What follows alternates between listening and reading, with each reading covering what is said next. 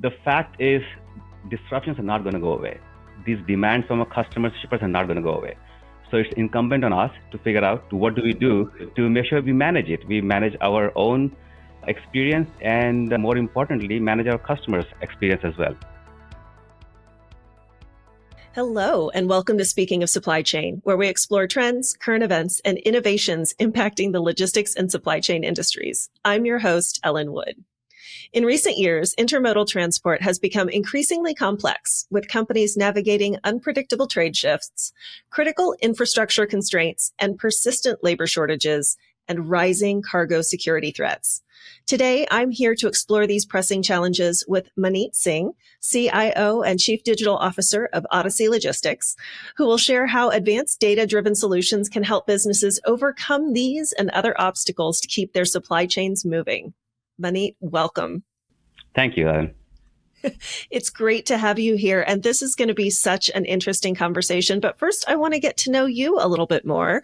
And our icebreaker today is, what is the most recent book that you've been reading? And would you recommend it to others?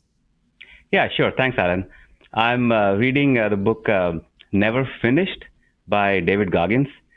It's a pretty insightful book, and the author himself, he talks about his whole journey from where he started to how he became an ultra marathon runner. Now, I don't intend to be that, but but the lessons on mental resilience is very profound.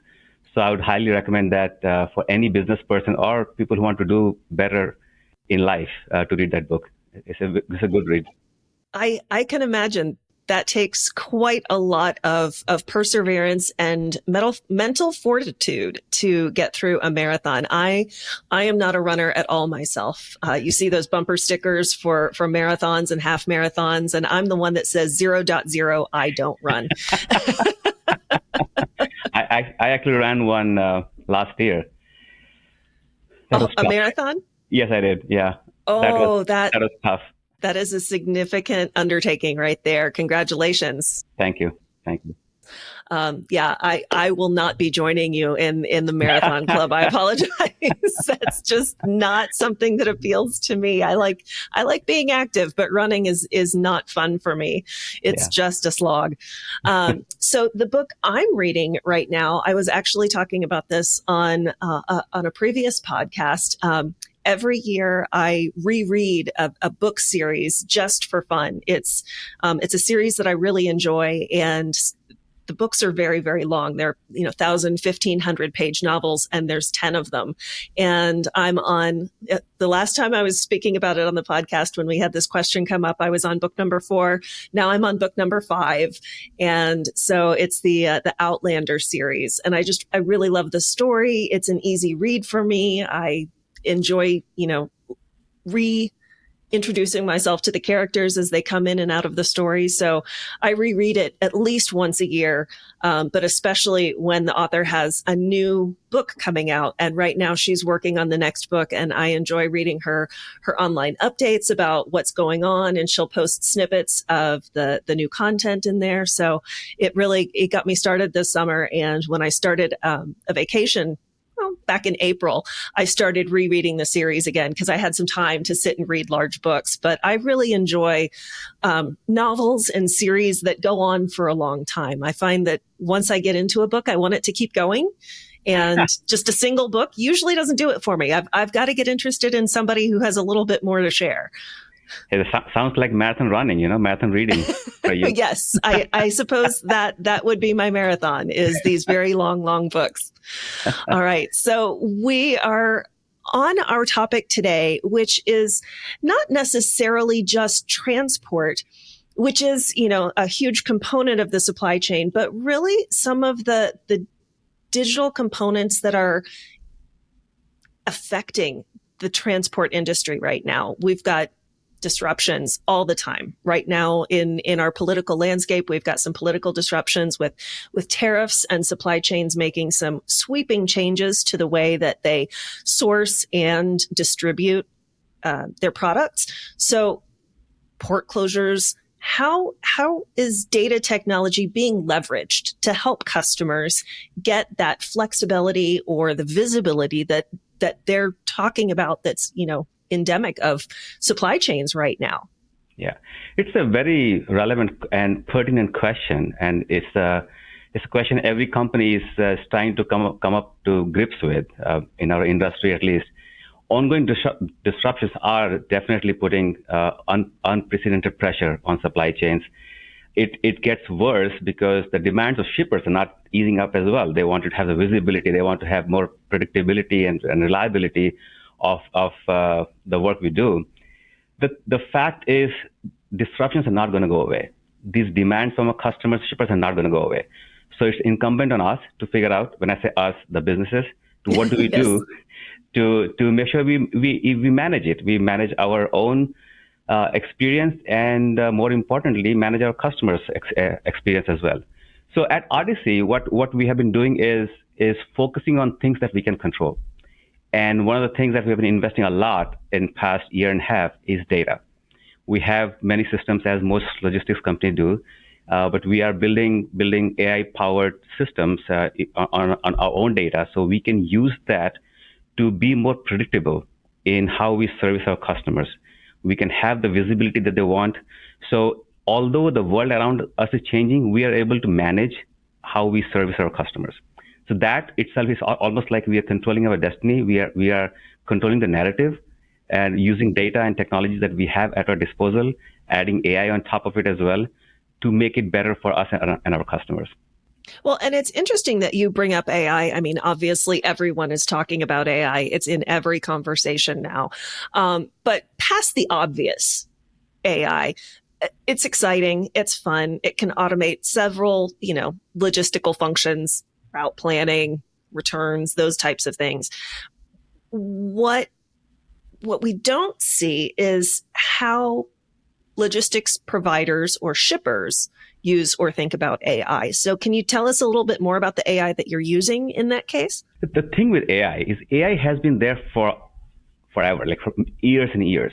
What's new or newer is the Gen AI, the LLM, the large language models that has made, because of the computation we have now available, it made it more ChatGPT type, like very more conversational AI, right? So businesses have been using AI for a long time. Logistics and supply chain usually has been lagging behind in the uptick of technology, but we have been using AI for years. Now we are using more of a conversational AI to make it even faster for our salespeople, for example, for our customer service people, for pricing people. So people that are using information that are stored in SharePoint and other places, it takes time to create a proposal. We have automated that using AI. Big component of using Gen AI is having control of our own data. So earlier I talked about how it is important to make sure we have data warehouse or data lake that takes information from all different systems, and it's in a structured way that it can be leveraged by Gen AI tools. We have done that now. So that enables us to have more conversational data access on our own data, which is where the real improvement is. We are able to give access to that information to our customers as well, so they can make analysis of their information using our data lake. So those things are some of the use cases we've been using. The route planning, the route automation, that is also in the works right now. We are building a platform that takes advantage of all these new technologies, data and AI, that's going to make us better for us and our customers.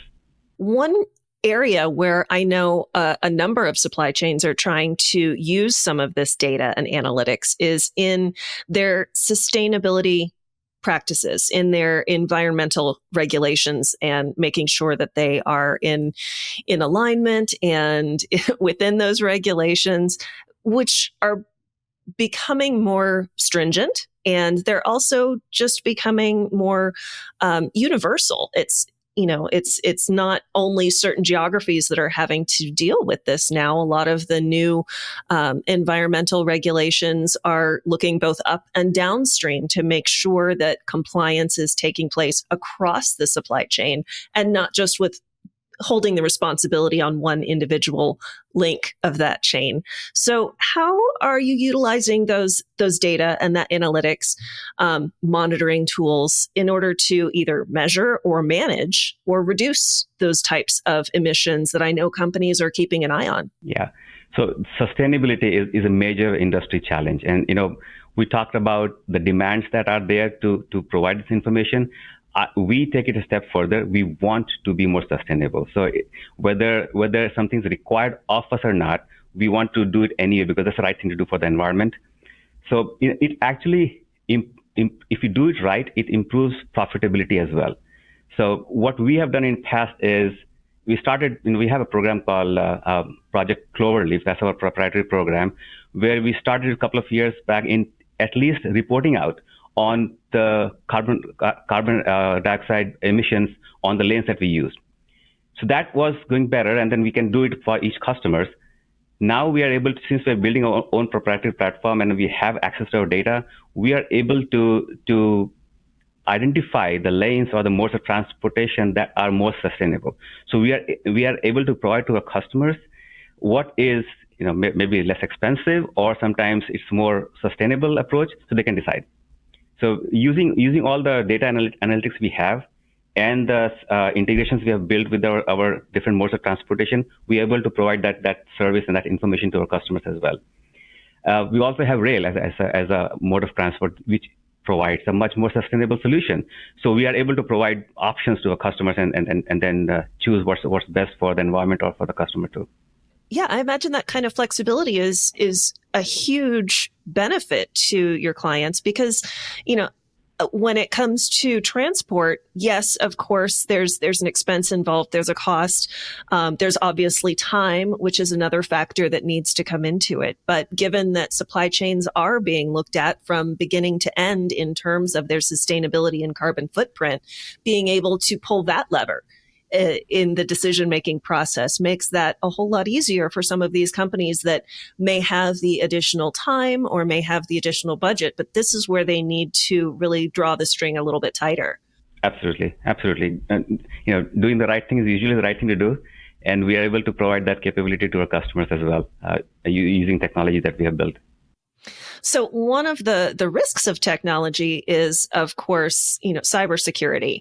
And it's just another one of those things, companies are being targeted left, right, and center with cybersecurity and hackers and, nefarious individuals trying to bring down the structures that we've worked so hard to build up. So these risks are getting hard to predict because they're just coming at us from all sides. When it's that uncertain, what does that cybersecurity strategy look like for Odyssey in making sure that data is maintained, but also safe? Yeah, it's cybersecurity is doesn't matter how much investments you make in technology for revenue growth or high EBITDA initiatives. Cybersecurity continues to be the number one thing. One bad misstep and you pay a lot, right? So yes, you cannot undermine. It's devastating. Yeah, it takes years of work. It wipes away in a heartbeat if something goes bad. So we continue to invest in cybersecurity. The advancements in AI and Gen AI actually has made the cybersecurity threat even worse because there are much more persistent actors who can have different kinds of attack vectors. So we have been investing a lot. We have deployed different levels of measures across different access across Odyssey. So system-wise, we have done a lot of work already. Where we are doing more of is governance. Individuals continue to be the single point of failure on a lot of cybersecurity issues, and it doesn't matter how much technology you do, one click it takes it all out. So we have to do a lot more of user training with phishing, simulated phishing, and all that. So we continue to double down on that. We actually have gone a step further, which I've not seen in any other companies.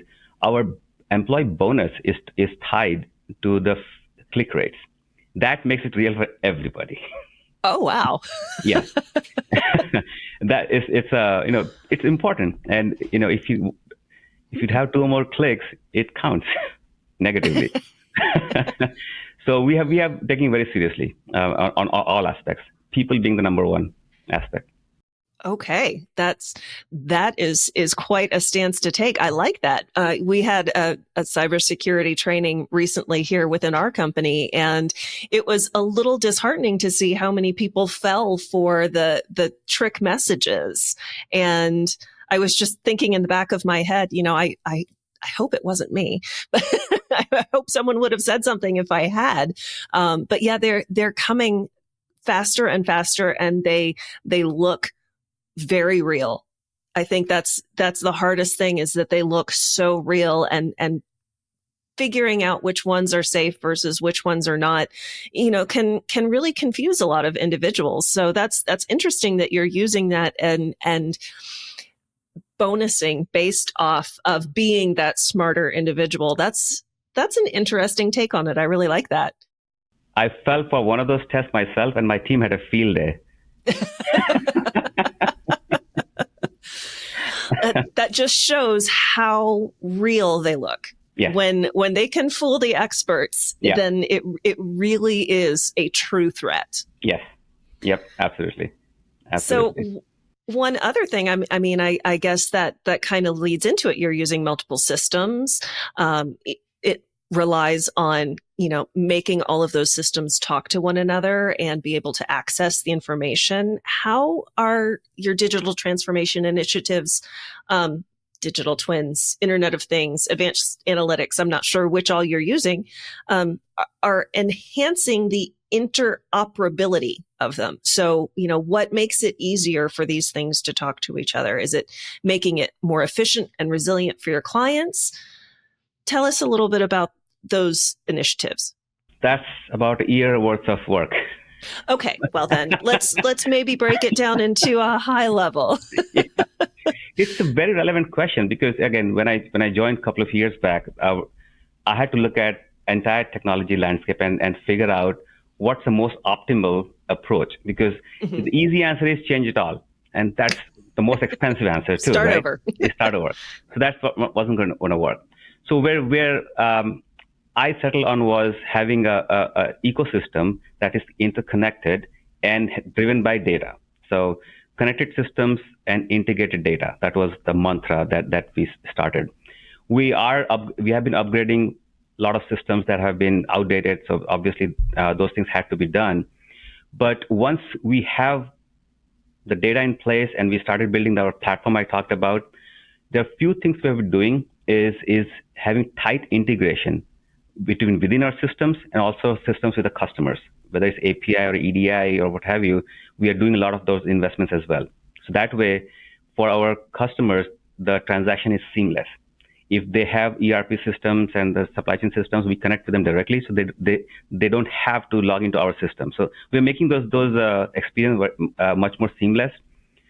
Within, I know we do use digital twin on certain few things like a network optimization process. So we have customer data, so we can look at all the information and create digital twin and optimize what makes sense. And we have built a platform now for a few of our customers, and we have helped them save millions of dollars in operating costs using that. So we are using all tools at our disposal. Haven't used much of IoT yet, but that's coming up next as well. But between advanced analytics, digital twins, Gen AI, those are the technologies we have been using to get better across board. And you mentioned when you started that the easiest way would have just been to, start over from scratch, everything new. But technology adoption in supply chain tends to be on the low side. These are companies that are a little bit averse to those types of implementations. It's a big lift. To your point, trying to make them work together is a huge task, but trying to put one in is also, a big undertaking. So for supply chain leaders who are looking to improve their overall digital strategy, what's a practical first step that can help them really make an impact when they're considering a technology adoption? Yeah.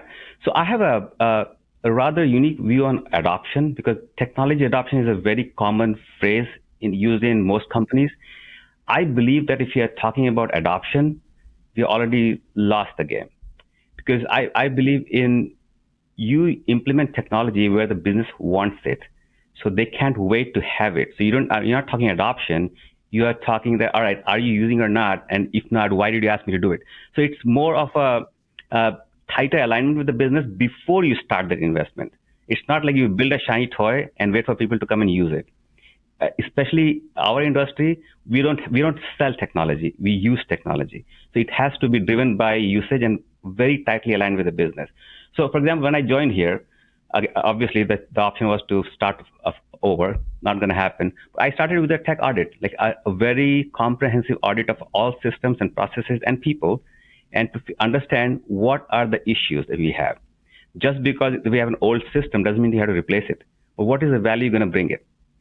So it took me 2-3 months to go through the process and make sure that I was aligned with business. They understood why we had to make the changes. And there's a time to make the changes and then what's coming out of it. So first few months, we spent a lot of time in getting the alignment. And after that, I've been very thankful that the partnership I have with my business counterparts in Odyssey is the best I've ever had in my life, which is pretty cool. I mean, in our industry where the adoption is an issue, here, our business users, they can't wait for us to deliver things because they're going to use it and they can't. So I often say that I want my business users to be mad at me because I'm not moving fast enough. That to me is success. Well, I wouldn't call people being upset with you success, but I can see where you're going there. That, when they are the ones driving the need for the technology, then your adoption rate, that their buy-in is already established. You don't have to sell anything to them. They're ready for it. They want it. And they're the ones leading the charge rather than some technology person, salesperson, C-suite coming in and saying, hey, we're going to do this. It's not from top down, it's bottom up. Absolutely. Most of the programs that I have, there's a business owner and a technology owner. The business owns the outcome, technology drives the execution. And that way the adoption thing is resolved in the get-go. There are things that IT would push for, server upgrades and cybersecurity, but even those, people need to understand why you're doing it so they don't question it. So that it takes effort, upfront alignment. But once you get there, it becomes, you're focusing on execution, not all the other things around, why is IT asking me to do things I don't want to do? So I guess, the last point, as a chief technology officer, chief information officer, what would your biggest piece of advice be to our listeners as they're evaluating different technologies for different aspects? It might be for, transportation, or it might be for, just something, like you said, data security or sustainability, something else like that. What would your number one piece of advice be for our listeners? It's the philosophy you bring to the table as a chief anything, like chief technology or digital officer, is think business and technology as a solution. Don't think technology and how to use it. Why are we doing it? Technology in itself, unless you're a technology company selling technology in itself is not a solution. It's not what you sell. We enable business. So think business, use technology. I love that. That's going to be the catchphrase for this episode. All right. And that does bring us to the end of today's discussion. Thank you so much, Maneet, for joining me and talking a little bit more about some of this technology and what's available out there in terms of transportation. Thank you, Ellen. I enjoyed the conversation. To our listeners, if you found today's episode valuable, be sure to follow Speaking of Supply Chain wherever you get your podcasts and share it with someone who's shaping the future of operations. Until next time, keep your data flowing and your cargo rolling.